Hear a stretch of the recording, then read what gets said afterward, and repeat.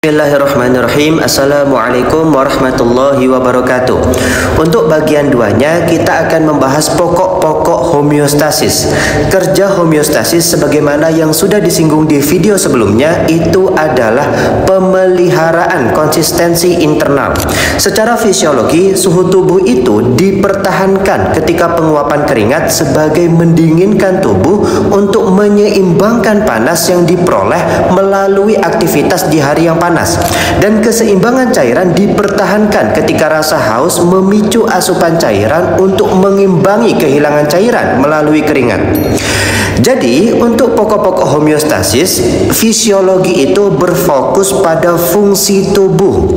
Pembahasan ini menjelaskan bagaimana berbagai komponen tubuh manusia itu berfungsi untuk mempertahankan homeostasis, yaitu suatu kondisi stabil di dalam tubuh manusia yang dibutuhkan untuk keberlangsungan hidup.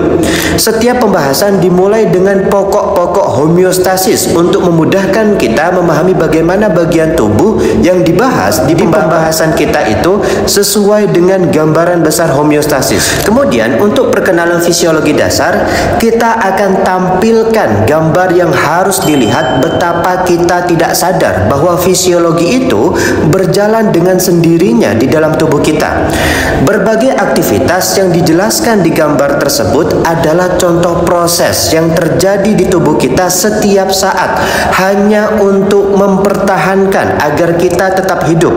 Kita biasanya tidak menganggap penting aktivitas-aktivitas yang mempertahankan kehidupan ini dan tidak benar-benar mengetahui apa yang membuat kita tetap ada.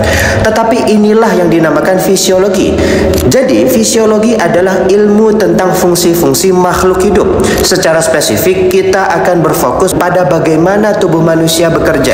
Fisiologi berfokus pada mekanisme kerja. Terdapat dua pendekatan yang digunakan untuk menjelaskan kejadian-kejadian yang berlangsung di tubuh manusia. Yang pertama, menekankan tujuan suatu proses tubuh, dan yang kedua, menekankan mekanisme yang mendasari bagaimana proses ini terjadi. Sebagai jawaban terhadap pertanyaan, mengapa saya menggigil jika kedinginan?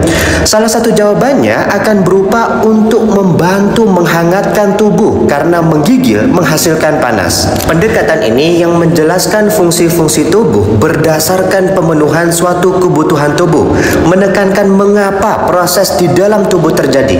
Namun, para ahli fisiologi menjelaskan bagaimana proses-proses tersebut dapat terjadi dalam tubuh. Para ahli fisiologi memandang tubuh manusia sebagai suatu mesin yang mekanisme kerjanya dapat dijelaskan berdasarkan rangkaian sebab akibat proses-proses fisik dan kimiawi, proses yang sama dengan yang terjadi di seluruh alam semesta ini.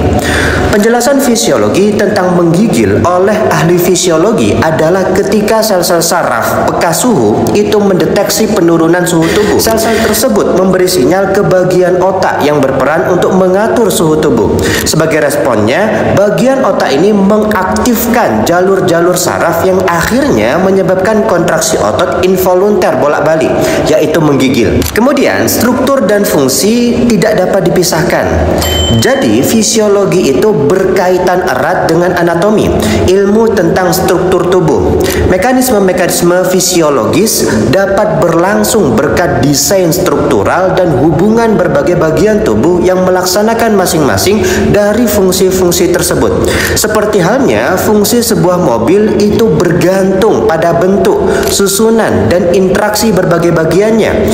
Struktur dan fungsi tubuh manusia juga tidak dapat dipisahkan. Oleh karena itu, sambil menceritakan bagaimana tubuh bekerja, kita akan memberi latar belakang anatomi yang memadai agar kita dapat memahami fungsi bagian tubuh manusia yang sedang dipelajari. Sebagian hubungan struktur fungsi sudah tampak jelas. Sebagai contoh, jantung itu dirancang sedemikian rupa untuk menerima dan memompa darah, gigi untuk merobek dan menggiling makanan, dan sendi siku yang berbentuk mirip engsel pintu memungkinkan siku ditekuk. Dalam kondisi yang lain, saling ketergantungan antara bentuk dan fungsi bersifat lebih samar tetapi sama pentingnya. Sebagai contoh, perhatikan pertemuan antara udara dan darah di paru-paru. Saluran nafas yang membawa udara dari lingkungan luar ke dalam paru-paru itu membentuk banyak percabangan ketika mencapai paru-paru. Kantong udara kecil berkelompok di ujung sejumlah besar cabang-cabang saluran napas. Percabangan ini sedemikian ekstensif sehingga paru-paru mengandung sekitar 300 juta kantong udara. Demikian juga pembuluh darah yang membawa darah ke dalam paru-paru membentuk sedemikian banyak percabangan dan menghasilkan jaringan-jaringan padat pembuluh halus yang mengelilingi setiap kantong udara tersebut.